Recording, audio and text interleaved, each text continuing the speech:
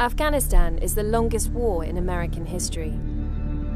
After the terrorist attacks on September 11, 2001, America and its allies invaded the country. The Taliban, the hardline Islamist group that ruled over Afghanistan, had sheltered al-Qaeda and its leader, Osama bin Laden. Nearly 20 years later, the conflict has achieved very little. It's a country in ruin. The Taliban still controls much of it. And the war is showing no signs of slowing down. So levels of violence are enormous. In 2018, 25,000 people died in Afghanistan. So what has made America's war in Afghanistan unwinnable?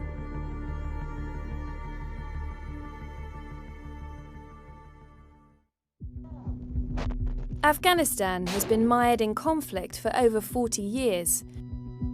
In 1979, the Soviet Union invaded the country to support the Afghan communist regime. In response, America funded Mujahideen rebels to fight the Soviet forces as part of an American proxy war. In 1989, Soviet forces withdrew from Afghanistan, which sparked years of infighting among tribal warlords. The chaos created fertile ground for the Taliban to grab power, and in 1996 they took control of Kabul, Afghanistan's capital, and established themselves as the government in much of the country. 3 years after the American invasion in 2001, democratic elections were held in the country. But neither military reinforcement nor peace talks have ended the fighting. So every president in their own way has tried to win the war in Afghanistan. They've put troops in, they've taken troops out. None of them have really managed to fundamentally change the course of the war itself. My fellow citizens, events in Iraq have now reached the final days of decision. President George W. Bush pulled resources away from Afghanistan to focus on his war in Iraq. In one of the most difficult decisions that I've made as president, I ordered an additional 30,000 American troops into Afghanistan. President Barack Obama put huge amounts of troops into Afghanistan to try and knock the Taliban into a deal, to try and win the war there. And the American presence hasn't been all bad. For all the good they've done, allowing girls to go back to school, creating a democratic government, there's no real sense in which much of that can survive beyond the period in which the Americans leave and the funds dry up. That's because the Taliban are now in control of more of Afghanistan since 2001. Today, almost 18% of all Afghan districts are under Taliban control, and 48% are contested. How have they been able to extend their power? The Taliban don't have military might. They don't have warplanes or tanks or advanced equipment. What they do have is local legitimacy. They have persuaded many people that their version of swift Islamic justice is more legitimate than the corrupt Afghan government. And they've been propped up by neighbouring Pakistan. Some people will say Pakistan, which helped form the Taliban in the early 1990s, was too committed to helping their Islamist allies survive. They sheltered the Taliban leadership in Pakistan. They gave arms and weapons to the Taliban to help them gain support in Afghanistan.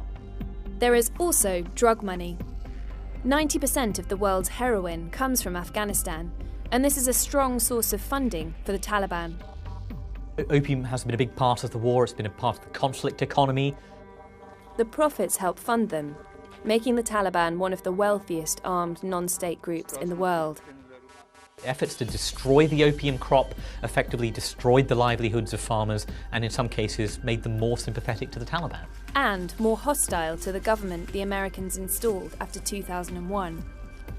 People will say that the West created an overly centralised, domineering state in Afghanistan run by an overly powerful president who didn't pay attention to the ethnic, tribal, social heterogeneity of the country. I think all of these were reasons, but I think it's also the case that no big counterinsurgency campaign with lots of troops has ever really worked in a society like Afghanistan in recent years. Is it time for America to leave? President Donald Trump has been trying to strike a deal with the Taliban to reduce the amount of American troops in Afghanistan. Donald Trump kicked off the most serious negotiations between America and the Taliban that have ever occurred, only to have decided to walk away at the last minute. As both parties were about to meet in September 2019, a Taliban attack killed an American soldier. Donald Trump doesn't want to go into his election with 14,000 troops in Afghanistan.